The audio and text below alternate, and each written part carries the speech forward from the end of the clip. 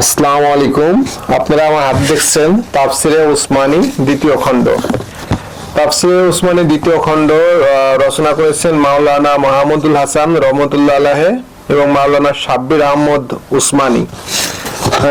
এটি Islamic foundation প্রকাশ করেছে। এই কিতাবটি সাদা কাগজে ছাপা হয়েছে, সাদা কাগজ ব্যবহার করা হয়েছে এবং হাট বাঁধায় আপনারা দেখছেন। এবার আমরা যদি বইয়ের ভিতরে একটু দেখি, সূচিপত্র বা আনুষঙ্গিক জানার চেষ্টা করি। এটি সূচিপত্র হচ্ছে সূরা আরাফ থেকে শুরু হয়েছে। সূরা আরাফ, এরপরে রয়েছে সূরা আনফাল, এরপরে সূরা তাওবা, এরপরে রয়েছে সূরা ইউনুস, সূরা হুদ, এরপরে রয়েছে সূরা ইউসুফ, এরপরে সূরা রাদ, এরপরে রয়েছে সূরা ইব্রাহিম, সূরা হিজর, এরপরে রয়েছে সূরা নাহল, এরপরে রয়েছে সূরা কাফ, এরপরে এরকম মোট এই বইটিতে পৃষ্ঠা রয়েছে 708 পৃষ্ঠা। 708 পৃষ্ঠা এবং অনেক আলোচনা করে লেখা হয়েছে। এরপরে আমরা যদি একটি বালককে হত্যা ও মুসা ইসলামের আপত্তি 693 পৃষ্ঠা, মোট 708 পৃষ্ঠা রয়েছে। এরকম করে অনেক বিষয় এখানে উঠে এসেছে। তো প্রথমে যে বিষয়টা উঠে আসছে পূর্বেকার জাতিসমূহের উপর যেভাবে শান্তি আপতিত হয়েছিল। এরপরে বিষয় আসছে আল্লাহর জ্ঞান সবকিছুতে পরিব্যাপ্ত, আমলের ওজন নির্ণয় কি করে সম্ভব, আদম আসলামের সৃষ্টি, ফেরেশতাদের সিজদা ও ইবলিসের অবাধ্যতার বিবরণ। এরকম করে অনেক বিষয় আসছে। এরপরে তাহলে আমরা যদি 29 পৃষ্ঠায় কি আছে একটু পড়ে আপনাদেরকে শোনাই।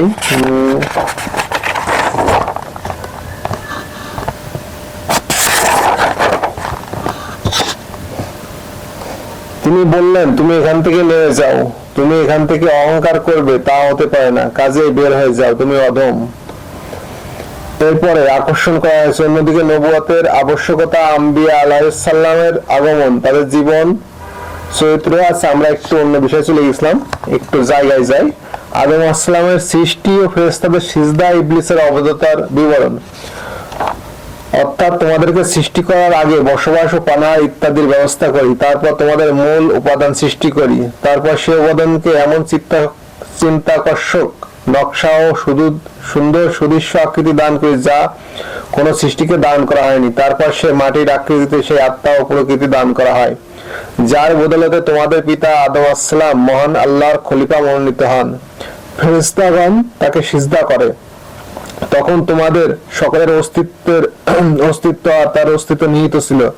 সে সম্মানজনক সিজদা করতে যে অস্বীকার করে সে চিরমর্দুদ অভিশপ্ত সাব্যস্ত হয়, কেননা সে সিজদা ছিল মহান আল্লাহর খিলাফতের নিদর্শন স্বরূপ।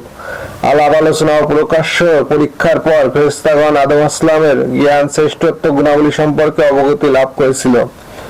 তাই নির্দেশ পাওয়া মাত্র তারা সিজদায় লুটিয়ে পড়ে। এভাবে মহান আল্লাহ খলিফার সম্মুখে তারা আপন মহান প্রতিপালকের প্রতি আনুগত্য পূর্ণ আত্মসমর্পণের প্রমাণ উপস্থিত করে। ইবলিস মূলত আগুনের সৃষ্টি, জিন্ন ইবাদতের আধিক্য ইত্যাদির কারণে সে ফেরেশতাদের কাতারে শামিল হয়ে গিয়েছিল, কিন্তু শেষ পর্যন্ত তার মূলের দিকে ধাবিত হয়। হযরত আদম আসলামের বস্তুগত কাঠামো হতে তার মাঝেই, আয়াতের অর্থ তার মাঝেই আমি আপন রূহে ফুঁক দেই, এর রহস্যময় মর্যাদা উত্তীর্ণ হন। সে মর্যাদা ইবলিসের দৃষ্টি যায়নি, তাই মহান আল্লাহ দায়িত্বহীন আদেশের মোকাবিলায় শ্রেষ্ঠত্বের দাবি তুলে বসল।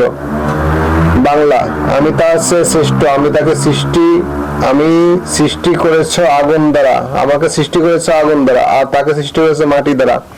এই অস্বীকৃতি ও উন্মাসিকতা, দায়িত্বহীনতা আদেশকে নিজ খেয়াল খুশি মতো প্রত্যাখ্যান ও মহান আল্লাহর সাথে তর্ক বিতর্ক করার ফলে চিরদিনের জন্য তাকে নৈকট্যের মর্যাদাতে ধ্বংস গহ্বরে নিক্ষেপ করা হয়।